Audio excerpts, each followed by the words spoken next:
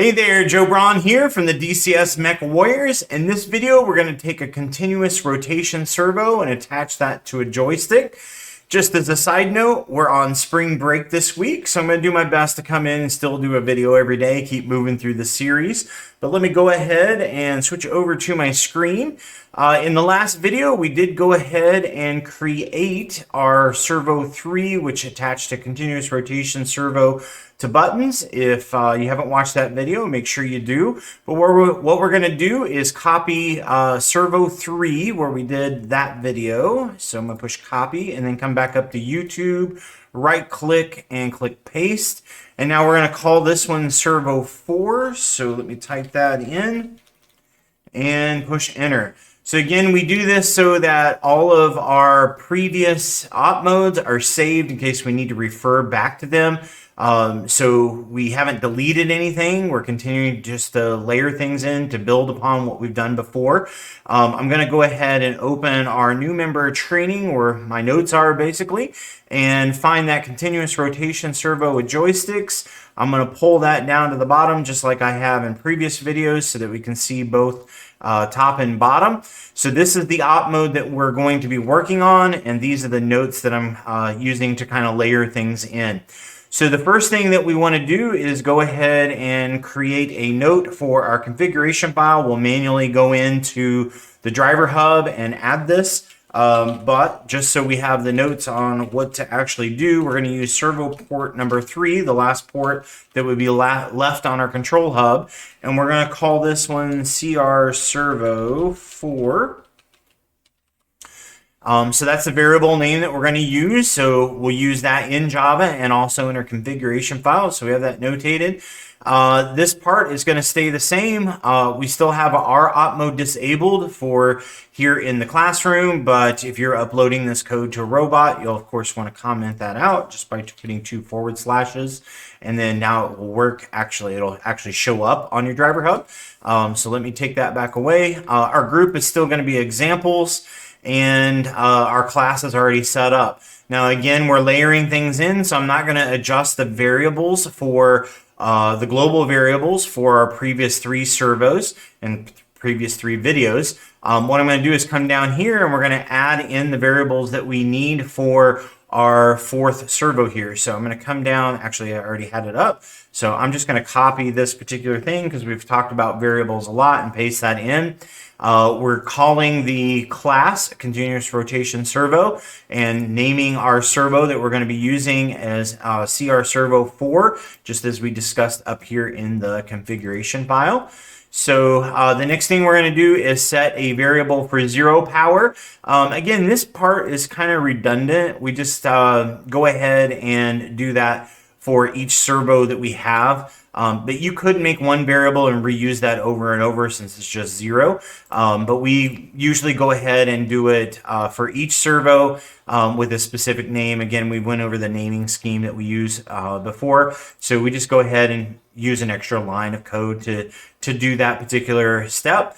We're going to set our sensitivity so that we can adjust how the stick is responding. We've talked about that back on Servo 2, but we're going to revisit that here in a few minutes. And then the buffer, well, just for now, create that variable, and I'll explain that when we get down lower. But these are the 4 variables that we need for our new servo, Servo 4. So the op mode here has not changed.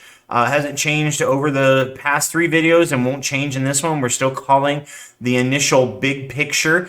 So our method calls are all the same. What we are going to do is adjust those methods down here below. So what we need to do again is create a 4th servo in our method stack here when we init our hardware, but we don't have this method made yet. So what we want to do is go ahead and make that.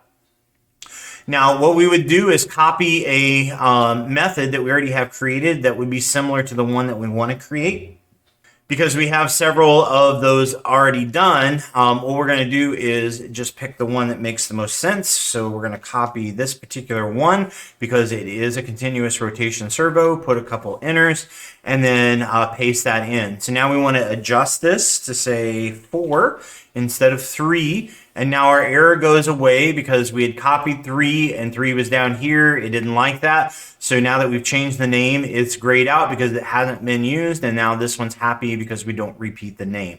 So what we want to do is go ahead and change this variable. Again, we could go to the top and copy and paste, or we can just type in 4 or just an F and tab, and it'll fill that in.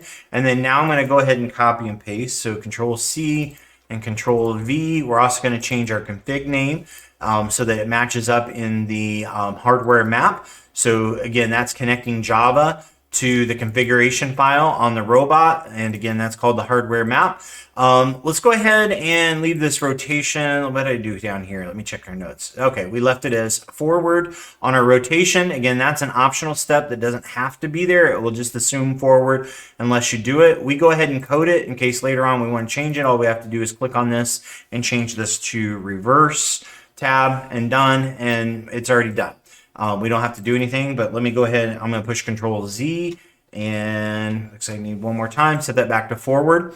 And then our continuous rotation power for this particular one is set to 3 because we haven't changed the variable yet. So again, we name our hardware first. So CR Servo 4, and then we get a menu that will let us set then the 0 power, or you could just type it all the way in if you wanted. But now this servo is set correctly. So we're going to go up here and add this method name to our method stack right here. Put our parentheses and our semicolon, and now we have a method that does our initial setup for Servo 4. Then we've added it to our init hardware method, and that init hardware method is called in the run op mode up here in the big picture that we're overriding from our parent class. So this is up here, this is called inheritance again. So Servo 4 is inheriting all the properties from linear op mode, just to review a few terms there. So let me drop back down. The next thing that we would need to do now that we have this set up and it's running in our init hardware, we need to actually use it. So we're going to drop down here to teleop controls. So you see that these are for Servo 1. We have some functionality for, looking for it here, Servo 2 right there. And then this one is Servo 3. And so below that, we're going to go ahead and put our functionality for Servo 4. So what we want to do is this line right here. Now, our team has never had a problem with using this particular line of code. However, you could run into a problem with your particular gamepad where the joystick, when it's at center, actually is sending a little bit of signal, and it's basically making that motor drift, or the servo in this case. So what we'll do is go over a way that you could fix that, but this line of code right here usually works for us. So let me cover that first. So CR Servo 4, our variable name, we're setting the power to a math equation, which is right here. So we've done this before in other videos, but let me explain it real quick. So we're receiving, in this case, the signal being sent to us from the left stick Y on gamepad 1. So that sends us a value.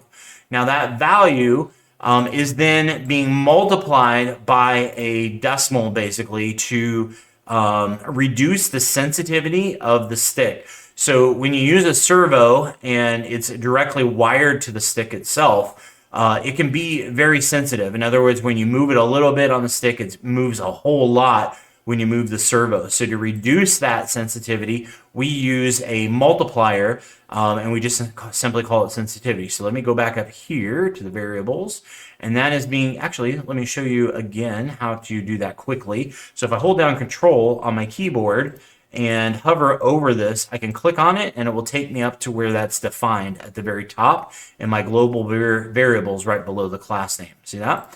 Okay, so sensitivity we have set to 50%. So if the stick is sending 100% power, we are actually multiplying that times 0.5, or reducing it to 50% power. So we are reducing the effect of what the stick is doing. Again, let me find that real quick.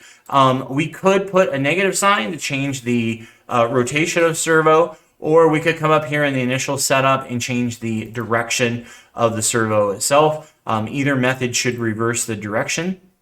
And so if it's rotating in the wrong direction when you push forward and you want it to go the other way, there's a couple ways that you could fix that. Okay, so now what if you let go of the stick, it returns to 0, but you're still getting a signal? In other words, your servo is still moving.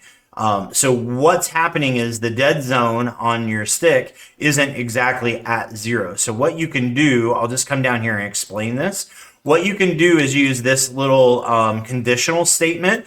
So what this is saying is if the statement inside here is true, execute the code inside this code block right here. So what is the conditional statement? Well, we're taking the left stick Y from gamepad 1 and taking its absolute value is what this is doing right here. So if it's negative 0.75 or if it's 0.75, it's going to basically get rid of that negative sign, just like you would learn in pre-algebra. Okay, so it's taking the absolute value of that number and then comparing it to this value here. So if this number is greater than or equal to this number right here, it will execute this code. So what you can do is find out what the stick is sending as far as a signal, and then set your buffer to slightly above that. And then part of being a school, even though school's out, we still have bills going on.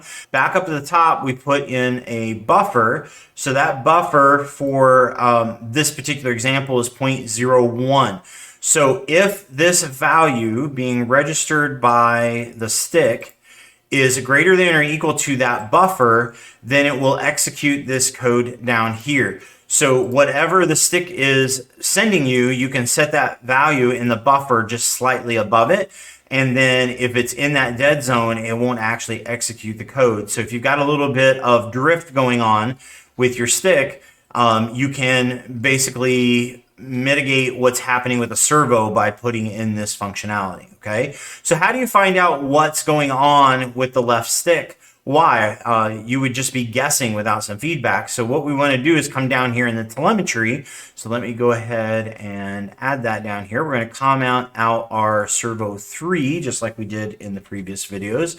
And we're going to add these telemetry pieces down below it. So I'm just, in this case, just going to copy and paste this in here, and then we'll discuss what we have. So in this top line, we're seeing what the power being sent to the servo is. And then on this line, we're getting the direction that we have the servo going in. So that again is defined up here in the setup right there. And then the next piece is we added in what the left stick Y is doing as far as that variable. So we can set up telemetry for any variable inside our op mode. So in this case, these are variables, and we're storing, or the gamepad is storing a number in there for us, and we can pull that up to see what it is.